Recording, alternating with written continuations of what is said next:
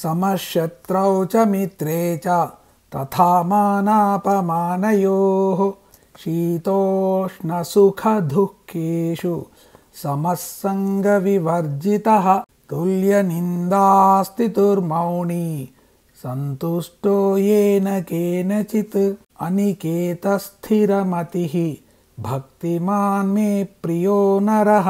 మిత్రులను శత్రులను మానము అవమానము శీతోష్ణములు సుఖ దుఃఖములు స్తుతులు నిందలు సమానంగా భావించేవాడు, ఎల్లప్పుడూ మౌనంగా ఉండేవాడు, ఉన్నదానితో సంతృష్టి చెందేవాడు, ప్రాపంచిక విషయములలో అధికంగా ఆసక్తి లేనివాడు, గృహముల యందు ఆసక్తి అనురక్తి లేనివాడు, నిశ్చయాత్మక బుద్ధి కలవాడు, పరమాత్మ యందు భక్తి శ్రద్ధలు కలవాడు, ఇటువంటి సాధకుడు నాకు ప్రియమైన వాడు. ఈ 2 శ్లోకాలలో 5 విధములైన ద్వంద్వముల గురించి చెప్పాడు. శత్రువులు మిత్రులు, మానవమానములు, శీతోష్ణములు, సుఖ దుఃఖములు, నిందాస్తుతులు, వీటిని సమంగా చూడటం నేర్చుకోవాలి. సాత్విక స్వభావము కల భక్తుడికి శత్రువులు ఎవరుంటారు అని అనుకోకూడదు. మంచి వెంబడి చెడ్డ ఎప్పుడూ ఉంటుంది. రాముడితో రావణుడు, సుయోధనుడితో ధర్మరాజు, ఇలాగే బుద్ధుడికి కీస్తుకు కూడా శత్రువులు ఉండటం మనం చదువుకున్నాం. సాధకుడు అయిన వాడు శత్రువులను మిత్రులను సమానంగా ఆదరించాలి. అలాగే మనలను సన్మానించినా అవమానించినా వాటిని సమంగా భావించాలి. కానీ సన్మానించిన వాడిని ఆదరించి సన్మానించని వాడిని అవమానం చేసిన వాడిని తిట్టకూడదు. ఎందుకంటే ఈ మానవమానములు కూడా మనసును చికాకు పరుస్తాయి. పరమాత్మ యందు మనసు స్థిరంగా నిలువదు. సాధారణంగా ఎవరైనా మనకు అవమానం చేస్తే వారి మీద ద్వేషం పెంచుకుంటాము, కోపంతో ఊగిపోతుంటాము. ఆ అవమానానికి ప్రతీకారం తీర్చుకోవడానికి ఎదురు చూస్తుంటాము. సుయోధనుడికి మయసభలో జరిగిన అవమానము మహాభారత యుద్ధానికి దారితీసింది. 18 అక్షౌహిణీల సైన్యము సర్వనాశనమైంది. అలాగే మనకు ఎవరైనా సన్మానం చేస్తే సన్మానాలకు అలవాటు పడి ఎవరైనా సన్మానాలు చేయకపోతారా అని ఎదురు చూస్తుంటాం. సన్మానము చేయని వాడిని ద్వేషిస్తాము. నాకు ఏం తక్కువ అని, నాకు సన్మానం చేయలేదు అని కుంగిపోతాము. అంతేకాకుండా ఎన్నో సన్మానాలు చేయించుకొని ఎంతో ఎత్తుకు ఎదిగిన వ్యక్తి ఏ చిన్న పొరపాటు చేసినా ఒక్కసారిగా అధపాతాళానికి చేరుకుంటాడు. కాబట్టి మానము అవమానము 2 కూడా మనసును అల్లకల్లోలపరుస్తాయి. కాబట్టి సన్మానించినా అవమానించినా చిరునవ్వుతో స్వీకరించి వాటి వలన కలిగిన ఫలాలను పరమాత్మకు అర్పించడము విడిచిపెట్టడం శ్రేయస్కరము. కాలానుగుణంగా వచ్చే ఎండలను వానలను చలిని తట్టుకోగలగాలి, కానీ తిట్టుకోకూడదు. అవి వస్తూ పోతుంటాయి. ప్రతి సంవత్సరము వచ్చే వాటికి దుఃఖించడము అనవసరం. వాటిని ఆనందంగా అనుభవించడం నేర్చుకోవాలి. అలాగే సుఖము దుఃఖము ఒకదాని వెంట ఒకటి వస్తుంటాయి పోతుంటాయి. అవి చక్రం లాంటివి. సుఖం క్రిందికి వస్తే దుఃఖం పైకి వస్తుంది. అదే దుఃఖం క్రిందికి వస్తే సుఖం పైకి వస్తుంది. జీవిత చక్రం తిరుగుతూ ఉంటే సుఖ దుఃఖాలు పైకి ఎందుకు కనబడుతూ ఉంటాయి. అవి వాటి ధర్మము. కాబట్టి సుఖం వచ్చినప్పుడు పొంగిపోకుండా దుఃఖం వచ్చినప్పుడు కుంగిపోకుండా రెండింటినీ సమానంగా స్వీకరించడం నేర్చుకోవాలి. తర్వాతది సమస్సంగ వివర్జిత అంటే ఎంతమందిలో ఉన్నా మనం వ్యక్తిత్వము మరిచిపోకూడదు. అనవసరమైన సంగమము అంటే అటాచ్మెంట్ పెట్టుకోకూడదు. ఎదుటివాడు చేస్తున్నాడు అని మనం వాడిని ఫాలో అవ్వకూడదు. మనం ఎవరో మన స్థితి ఏమిటో తెలుసుకొని ప్రవర్తించాలి. మనస్సు ఎల్లప్పుడూ పరమాత్మ యందు లగ్నమై ఉండాలి, కానీ ప్రాపంచిక విషయాలలో కాదు. ప్రపంచంలో తిరుగుతున్న ప్రాపంచిక విషయములతో అటాచ్మెంట్ పెట్టుకోకుండా పరమాత్మతోనే అటాచ్మెంట్ పెట్టుకునేయాలి. దానిని నిస్సంగత్వము అంటారు. 2వ శ్లోకంలో కూడా మరికొన్ని ద్వంద్వాలను గురించి చెప్పాడు. తుల్య నిందాస్థితుర్మౌని అంటే మనలను నిందించిన వాడిని పొగిడిన వాడిని సమానంగా ఆదరించడము నేర్చుకోవాలి. మనల్ని పొగిడాడు కదా అని వాడిని అందలం ఎక్కిస్తే రేపు వాడు ఆ పొగిడిన నోటితోనే తిట్టే అవకాశం ఉంది. కొంతమంది ఎవరు ఏ చిన్న మాట అన్నా తట్టుకోలేరు, అల్లాడిపోతుంటారు. దానిని మాటిమాటికి తలుచుకుంటూ వ్యధ చెందుతారు. 10 మందితో చెప్పుకొని బాధపడుతుంటారు. ఈ నిందాస్తుతులు మనసును అల్లకల్లోలం చేస్తాయి, ప్రశాంతంగా ఉండనివ్వవు. అటువంటి వారికి మనోబలం ఉండదు. ఏ కొంచెం పొగిడినా ఉబ్బి తబ్బిబ్బవుతారు. ఏ కొంచెం తిట్టినా అంతులేని బాధకు లోనవుతారు. ఆ కారణం చేత ఈ పరిస్థితులలో మనోవికారమును, మానసిక అలజడిని చెందకూడదు. ప్రశాంతంగా ఉండాలి. అన్నిటికన్నా ముందు ప్రతివాడు ఆత్మవిమర్శ చేసుకోవాలి. నేను చేసే పనులు న్యాయబద్ధంగా, ధర్మబద్ధంగా ఉన్నాయా లేవా అని. న్యాయంగా, ధర్మంగా పనులు చేస్తుంటే ఎవరు పొగిడినా, తిట్టినా పట్టించుకోనవసరం లేదు. మీలో తప్పు ఉంటే దానిని ఆనందంగా స్వీకరించి దానిని సరిదిద్దుకోవడానికి ప్రయత్నించండి. అంతేకాని మనం తప్పు చేస్తున్నా పొగిడేవాడు, ఏ తప్పు చేయకపోయినా తిట్టేవాడు, వీరిని పట్టించుకోనవసరం లేదు. క్రిందటి శ్లోకంలో చెప్పబడిన మానవమానములు, శారీరకములు అంటే శరీరముతో చేసే పనులు, నిందాస్తుతులు వాచికములు అంటే నోటితో చేసే పనులు, వీటికి అతీతంగా ఉండాలంటే మౌనమే శ్రేయస్కరము. ఎంత ఎక్కువ మాట్లాడితే అంత అనుబంధం కలుగుతుంది. మాటకు మాట పెరుగుతుంది.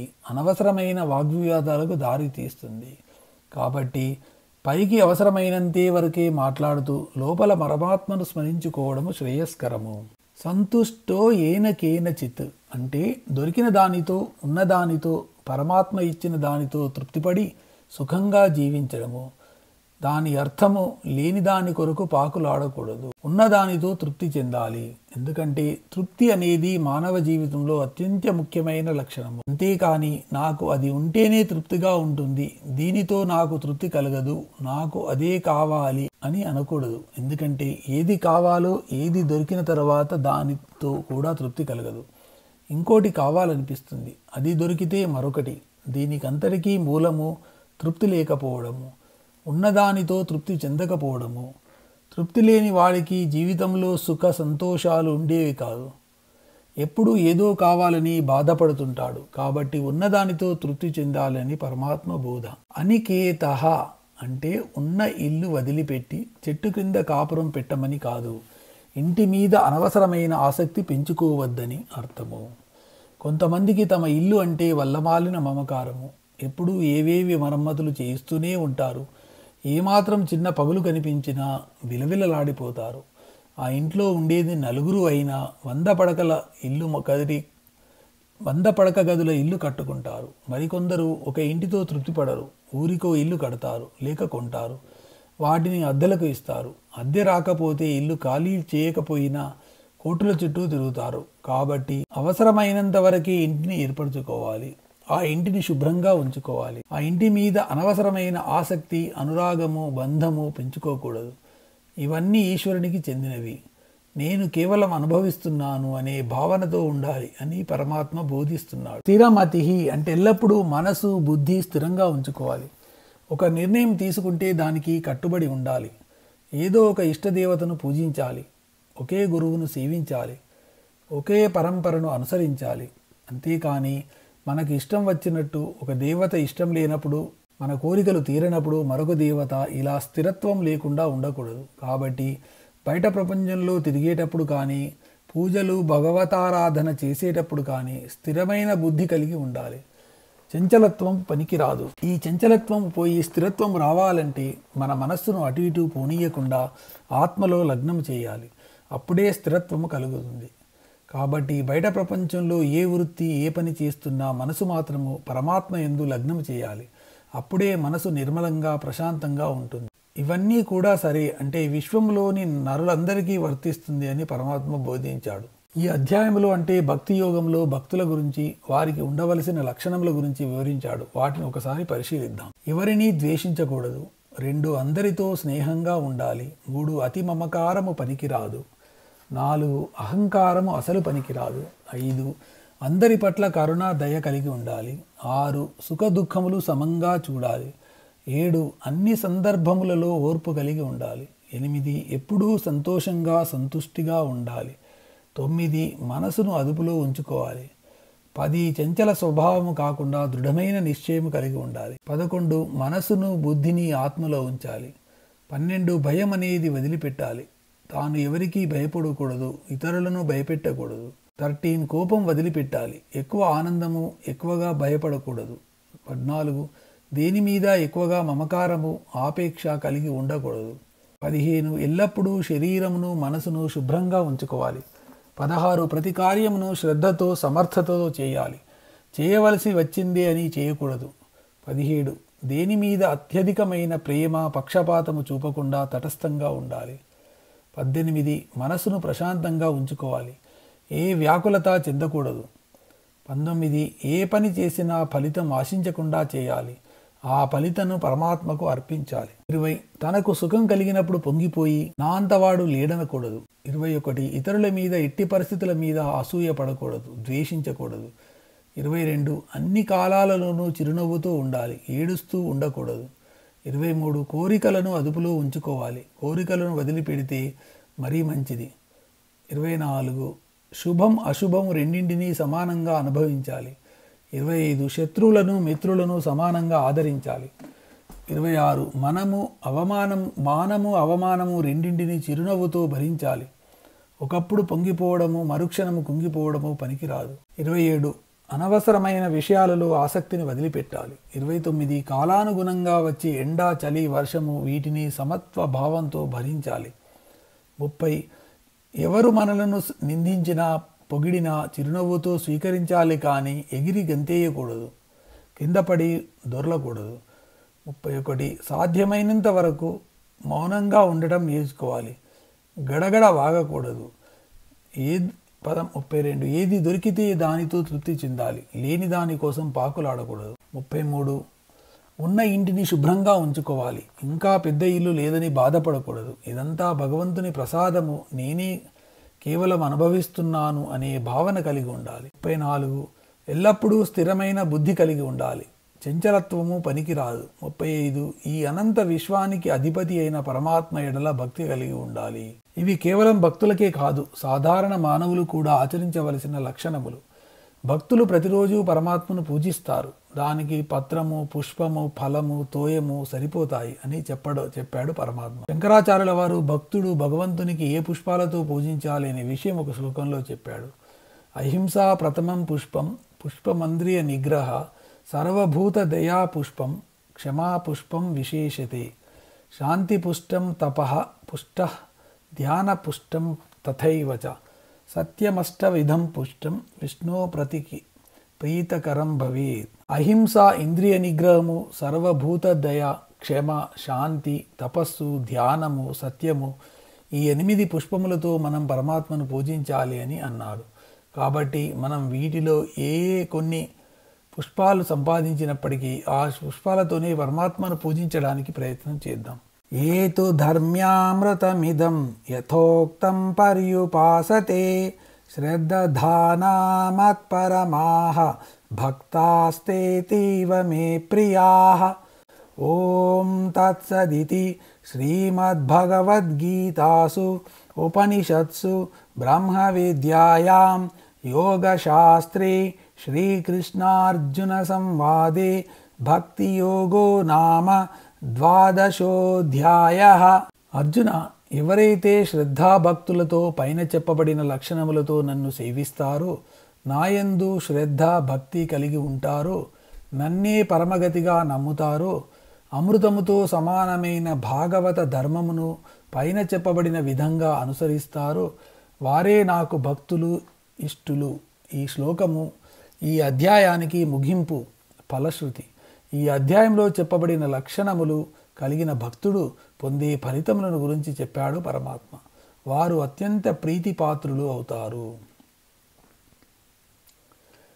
ధర్మ్యామృతం అంటే పైన చెప్పబడిన ధర్మములు అమృతముతో సమానములు. ఈ ధర్మములు అన్నీ వేదములు, ఉపనిషత్తులు, శాస్త్రములలో చెప్పబడిన విషయములకు అనుగుణంగా ఉన్నాయి, కానీ వ్యతిరేకంగా లేవు. అందుకే వీటిని అమృతముతో సమానమైన ధర్మములు అని అన్నారు. ఈ ధర్మములను ఆచరిస్తే జనన మరణ చక్రం నుండి తప్పించుకోవచ్చు. ఆ కారణము చేత కూడా ఈ ధర్మములను అమృతముతో సమానము అని అన్నారు.